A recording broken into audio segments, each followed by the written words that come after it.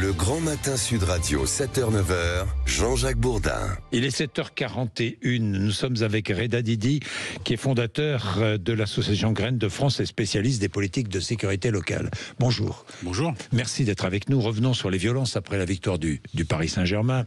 Alors, j'ai vu ces initiatives qui sont prises sur les réseaux sociaux, des jeunes Français issus de l'immigration qui disent à ceux qui ont détruit, qui ont saccagé, et qui s'adressent à eux: vous salissez nos quartiers, vous encouragez le racisme et vous crachez sur un pays qui vous nourrit. C'est salutaire. Ces réactions. Oui, c'est plutôt salutaire. Il faut noter que c'est une minorité agissante, mais qui a beaucoup d'aura médiatique finalement, qui est beaucoup reprise médiatiquement et qui salit les quartiers populaires, sur lesquels il ne faut pas jeter totalement de l'eau propre, parce que eux-mêmes, ces quartiers populaires, les habitants de ces quartiers populaires, sont parfois pris en otage par ces types. Et d'ailleurs, les habitants de ces quartiers dits populaires, parce que j'aime pas trop, il y a un peu de mépris. Enfin, il faut dire les mots, ils sont plus populaires que les quartiers du centre de Paris, évidemment, mais ces quartiers dits populaires en ont assez de cette image renvoyée, assez de voir ces débordements. Eux aussi en ont assez, autant que ceux qui habitent dans le centre-ville. Ah, très clairement. Et en fait, ce qui s'est posé à nous ce week-end, c'est que les débordements sont arrivés jusqu'au centre-ville, mais ils existent parfois dans les quartiers populaires et les gens vivent avec ça, vivent parfois avec cette pression-là. Et là, on en parle moins et on les règle moins, finalement. C'est les difficultés qui traversent ces quartiers populaires-là. Oui, vous dites les quartiers populaires ne sont pas les auteurs collectifs de ces violences. Non, et j'ai pu voir comme ça apparaître le fait que certains jetaient l'opprobre sur tous ces territoires-là, sur tous ces habitants, alors que c'est une centaine, peut-être un millier de personnes qui ont débordé pendant ce week-end. Tous les autres sont venus manifester leur joie, ont communié avec le reste des Français. Moi, j'ai pu le voir à Paris en me baladant avec mes enfants sur Place de la République, Grand Boulevard, Bastille. C'était bon enfant. Voilà, les gens se prenant les uns les autres dans les bras, chantant. Ne laissons pas penser que tous les jeunes des quartiers populaires sont violents ou incontrôlables. Non, ce n'est pas le cas. Ce serait dommageable et ce serait donner encore du grain à moudre aux extrêmes qui se nourrissent de ça. Oui. Vous dites la République est une et indivisible. Oui. On est bien d'accord. Rappelons que dans le football, au quotidien, dans ces quartiers, dans ces banlieues, il y a des bénévoles, il y a des matchs tous les week-ends, même si parfois ils sont émaillés d'incidents. Oui, ça arrive.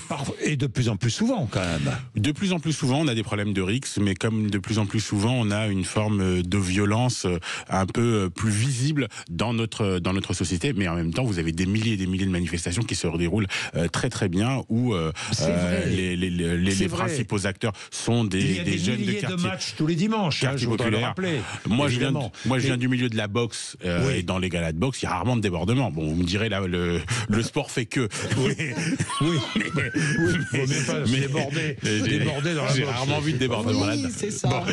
Non, mais Reda Didi, pourquoi cette situation? Je crois qu'on a... Réfléchissez à cela. Tout le monde se pose la question. Pourquoi est-ce que des jeunes, pour fêter le Paris Saint-Germain, des jeunes venus pour l'essentiel de quartiers populaires de banlieue, viennent détruire, saccager sur les Champs-Élysées? Mais pourquoi? Et c'est vrai, dans d'autres villes, il n'y a pas qu'à Paris les Champs-Élysées.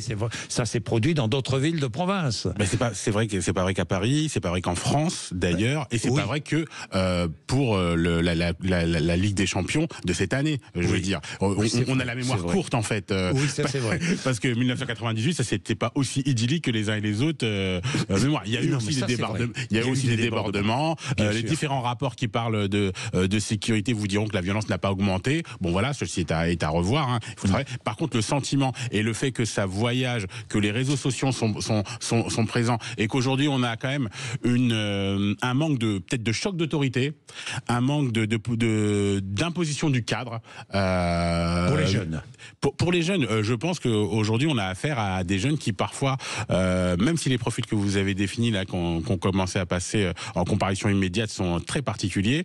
On a parfois des jeunes qui sont en manque d'éducation et en manque de cadre. Oui, mais pardon, manque d'éducation, manque de cadre, je viens, mais vous avez raison, les premières comparutions immédiates montrent quoi? Les jeunes interpellés sont des jeunes qui n'ont pas de casier judiciaire, qui sont insérés dans la société.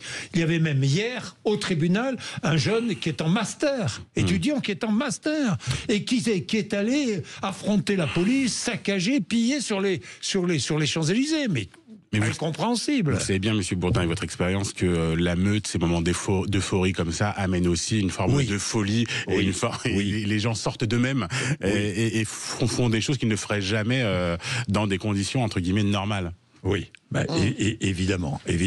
Alors, que pensez-vous des propos de Bruno Retailleau qui les qualifie de barbares ? Moi, je n'interdis pas les mots. Ce que j'aimerais, c'est mettre en place des dispositifs qui permettent d'éviter ce type de choses. Et ce dont je me rends compte aujourd'hui, c'est que la répression est une bonne chose. Il faut être répressif, il faut un système répressif, il faut un système cadré. Moi, j'ai toujours été pour le cadre. Et en même temps, il faut aussi de la prévention, sinon on n'y arrivera pas. On ne peut pas laisser 90% du travail de notre société à la police, aux forces de sécurité intérieure. Ce n'est pas possible. Ça ne marche pas. En fait, si on ne fait pas de travail en amont pour éviter ce type de débordement, on n'y arrivera pas. Et moi, ce qui m'intéresse pour mon pays, pour mes enfants, pour nos concitoyens, c'est d'essayer de trouver des solutions qui sont efficientes. Alors, vous travaillez sur la sécurité locale, vous avez des solutions ? Nous, on travaille sur beaucoup de sujets. Là, c'est un sujet très large, mais oui, et on travaille surtout sur une ligne qui permet d'être sur de la co-construction avec notamment les habitants. On peut plus aujourd'hui avoir le luxe de créer ou de penser une politique publique sur les questions de sécurité sans y associer des habitants. Il y a des territoires sur lesquels on n'entre plus.